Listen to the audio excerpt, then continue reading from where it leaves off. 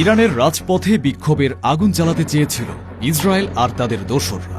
তারা ভেবেছিল সাধারণ মানুষের ভিড়ে মিশে তারা রক্তের হোলি খেলবে এবং কেউ তাদের ধরতে পারবে না। কিন্তু ইরানের গোয়েন্দারা সেই আগুন নিভিয়ে দিল এক ঝটকায়। গতকাল রাতে তেহরানে ঘটে গেল এক নজিরবিহীন ঘটনা। ইরানের নিরাপত্তা বাহিনী ঝটিকা অভিযান চালিয়ে গ্রেফতার করেছে 200 জন বিক্ষোভের তথাকথিত নেতাকে। এদের হাতে প্লেকার্ডের বদলে ছিল হ্যান্ড গ্রেনেড এবং নাশকতার ব্লু প্রিন্ট। তাদের জিজ্ঞাসাবাদের পর বেরিয়ে এসেছে এক হাড় হিম করা সত্য। এরা কেউ সাধারণ প্রতিবাদকারী নয়, এরা কুর্দি সন্ত্রাসবাদী এবং মোসাদের চর। তারা পশ্চিমের প্রদেশগুলো থেকে তেহরানে এসেছিল শুধুমাত্র বিশৃঙ্খলা সৃষ্টি করার জন্য। আর সবচেয়ে বড় বোমাটি ফাটিয়েছে হানজেহ নামের এক রহস্যময় গ্রুপ।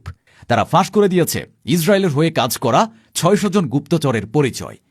মোসাদের পুরো নেটওয়ার্ক আজ ইরানের হাতে বন্দী। তেল আবিবে এখন শোকের মাতম চলছে। তাদের এতদিনের সাজানো পরিকল্পনা এক রাতে ধুলোয় মিশে গেছে। আজকের ভিডিওতে আমরা দেখব কিভাবে ইরানের গোয়েন্দারা এই বিশাল ষড়যন্ত্র নস্যাৎ করল এবং মোসাদের গোপন এজেন্টদের মুখোশ খুলে দিল। কিন্তু প্রশ্ন হল, কিভাবে ইরানের গোয়েন্দারা বিক্ষোভের বিশাল ভিড়ের মধ্য থেকে 2000 জন ছদ্মবেশী নেতাকে পিন পয়েন্ট অ্যাকুরেসিতে শনাক্ত করে গ্রেফতার করল? তাদের কাছে কি আগে থেকেই কোনো গোপন তালিকা ছিল?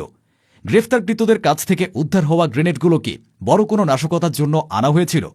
তারা কি তেহরানের কোনো গুরুত্বপূর্ণ ভবন উড়িয়ে দেওয়ার পরিকল্পনা করছিল? পশ্চিমের প্রদেশগুলো থেকে আসা এই বহিরাগতরা কেন হঠাৎ তেহরানে জড়ো হয়েছিল? কুর্দি বিচ্ছিন্নতাবাদী দল কোমালা পার্টির সাথে তাদের গোপন আতাত কি প্রমাণ করে যে এটি একটি পরিকল্পিত বিদেশি আগ্রাসন? হানজেহ গ্রুপটি আসলে কারা, যারা এক নিমিষেই 600 মোসাদ এজেন্টের মুখোশ খুলে দিল? এই তথ্য ফাঁসের ফলে ইসরায়েলের গোয়েন্দা নেটওয়ার্কের কি হবে? মোসাদ কি তাদের এজেন্টদের বাঁচাতে পারবে? এই সব প্রশ্নের উত্তর জানতে এবং স্পাই গেমের এই রোমহর্ষক কাহিনী শুনতে ভিডিওটিতে একটি লাইক দিয়ে শেষ পর্যন্ত আমাদের সাথেই থাকুন। চলুন পর্দার আড়ালের সত্যটা জেনে নেওয়া যাক। ইরানের রাষ্ট্রীয় মিডিয়া জানিয়েছে, গতকাল রাতে তেহরানের বিভিন্ন স্থানে একযোগে অভিযান চালানো হয়। গোয়েন্দারা আগে থেকে জানতেন যে বিক্ষোভের নামে কিছু লোক জড়ো হচ্ছে, যাদের উদ্দেশ্য মোটেও ভালো নয়। অভিযানে প্রায় 200 জনকে আটক করা হয়। এদের বেশিরভাগই ছিল বহিরাগত, যারা তেহরানের বাসিন্দা নয়। তারা এসেছিল ইরানের পশ্চিমাঞ্চলীয় প্রদেশগুলো থেকে। তাদের ব্যাগে তল্লাশি চালিয়ে পাওয়া গেছে হ্যান্ড গ্রেনেড, ছুরি এবং পেট্রোল বোমা তৈরির সরঞ্জাম। নিরাপত্তা কর্মকর্তারা বলছেন, এই 200 জন ছিল তথাকথিত ডেমনস্ট্রেশন লিডার বা বিক্ষোভের নেতা। তাদের কাজ ছিল সাধারণ মানুষকে উস্কে দেওয়া এবং পুলিশের উপর হামলা চালানো। তারা ভিড়ের মধ্যে মিশে গিয়ে পেছন থেকে গুলি চালাত বা বোমা মারত, যাতে পরিস্থিতি নিয়ন্ত্রণের বাইরে চলে যায়। এটি ছিল একটি ক্লাসিক ফলস ফ্ল্যাগ অপারেশন বা মিথ্যা পতাকার অভিযান। তারা চেয়েছিল মৃত্যু ঘটাতে এবং সেই মৃত্যুর দায় সরকারের উপর চাপাতে। কিন্তু ইরানের গোয়েন্দারা তাদের আগেই ধরে ফেলেছে। জিজ্ঞাসাবাদের পর বেরিয়ে আসে আসল সত্য। গ্রেফতারকৃতদের অনেকেই স্বীকার করেছে যে তারা কোমালা পার্টি অফ ইরানিয়ান কুর্দিস্তানের সদস্য বা সহযোগী। তেহরান এ সংগঠনটিকে আগেই সন্ত্রাসী গোষ্ঠী হিসেবে ঘোষণা করেছে। তাসনিম নিউজ এজেন্সি রিপোর্ট করেছে, এ ব্যক্তিরা কোমালা পার্টির কাছে সরাসরি নির্দেশনা বা ইনস্ট্রাকশন পাঠাচ্ছিল। তাদের বলা হয়েছিল কোথায় আগুন লাগাতে হবে, কোন রাস্তায় ব্যারিকেড দিতে হবে এবং কখন গ্রেনেড ছুটতে হবে। কোমালা পার্টি দীর্ঘদিন ধরে ইরানের বিরুদ্ধে সশস্ত্র সংগ্রাম চালাচ্ছে। তাদের ঘাঁটি ইরাকের কুর্দিস্তানে। অভিযোগ আছে ইসরায়েল এবং আমেরিকা এই পার্টিকে অর্থ এবং অস্ত্র দিয়ে সাহায্য করে।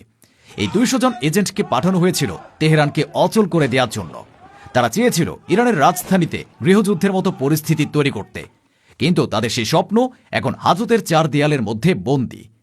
তবে এ ষড়যন্ত্রের শেকড় আরও গভীরে। ইরানের গোয়েন্দা মন্ত্রী কিছুদিন আগেই বলেছিলেন, বিক্ষোভের পেছনে বিদেশিদের হাত আছে। আজকের এই গ্রেফতার সেই দাবিরই সত্যতা প্রমাণ করল। কোমালা পার্টি একা এই কাজ করতে পারে না, তাদের পেছনে আছে মোসাদ। ইসরায়েল চায় ইরানের ভেতরে অস্থিরতা তৈরি করতে, যাতে ইরান তাদের পরমাণু কর্মসূচি বা আঞ্চলিক প্রভাব নিয়ে কাজ করতে না পারে। গ্রেফতারকৃতদের ফোনে বিদেশি নাম্বার পাওয়া গেছে। তাদের ব্যাংক অ্যাকাউন্টে বিদেশ থেকে টাকা আসার প্রমাণ মিলেছে। মোসাদ তাদের ব্যবহার করেছে প্রক্সি বা দাবার গুটি হিসেবে। ইসরায়েল নিজেরা সামনে না এসে এই কুর্দি বিচ্ছিন্নতাবাদীদের দিয়ে তাদের কাজ হাসিল করতে চেয়েছিল। কিন্তু এই নাটকের সবচেয়ে বড় টুইস্ট বা মোড়টি আসে হানজেহ নামের একটি গ্রুপের হাত ধরে। তাসনিম নিউজ জানিয়েছে, এই গ্রুপটি ইসরায়েলের হয়ে কাজ করা 600 জন ব্যক্তির পরিচয় ফাঁস করে দিয়েছে। এই 600 জন ব্যক্তি ইরানের ভেতরে বসে মোসাদের হয়ে ক্রিয়েটিং আনরেস্ট বা অস্থিরতা সৃষ্টির কাজ করছিল। হানজেহ তাদের নাম, ছবি, ফোন নম্বর এবং তাদের হ্যান্ডেলারদের তথ্য প্রকাশ করে দিয়েছে। এটি মোসাদের জন্য এক বিশাল ইন্টেলিজেন্স ডিজাস্টার বা গোয়েন্দা বিপর্যয়। তাদের 600 জন এজেন্ট বা সোর্স এক লোহমায় এক্সপোজড বা উন্মুক্ত হয়ে গেল। এরা এখন আর কোনো কাজ করতে পারবে না।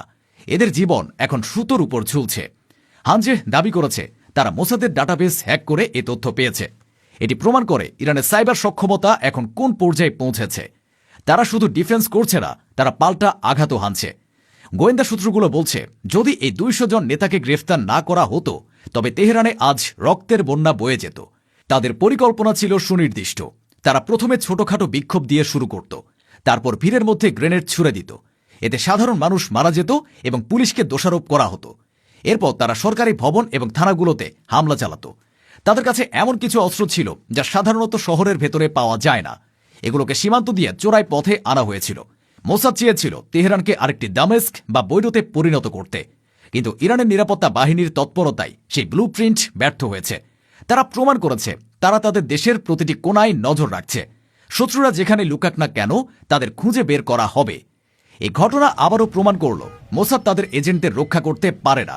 তারা 600 জন মানুষকে ব্যবহার করেছে, কিন্তু তাদের গোপনীয়তা বজায় রাখতে পারেনি। এর ফলে ইরানে থাকা মোসাদের অন্য স্লিপার সেলগুলোর মধ্যে আতঙ্ক ছড়িয়ে পড়েছে। তারা এখন ভয়ে নিজেদের গুটিয়ে নিচ্ছে। তারা বুঝতে পারছে মোসাদ তাদের বাঁচাতে আসবে না। তারা এখন ইরানের গোয়েন্দাদের হাতের পুতুল। মোসাদের এই ব্যর্থতা ইসরায়েলের গোয়েন্দা জগতের জন্য এক কলঙ্ক। তারা দাবি করে তারা বিশ্বের সেরা, কিন্তু ইরানের কাছে তারা বারবার মার খাচ্ছে। আকিল খাওয়ারজের ফাঁসির পর এই 600 জনের পরিচয় ফাঁস মোসাদের কোমর ভেঙে দিয়েছে। কোমালা পার্টি বা অন্য কুর্দি বিচ্ছিন্নতাবাদীরা ভেবেছিল তারা পশ্চিমাদের মদদে ইরান দখল করবে, কিন্তু তারা ভুলে গিয়েছিল ইরানের কুর্দি জনগণও তাদের সমর্থন করে না।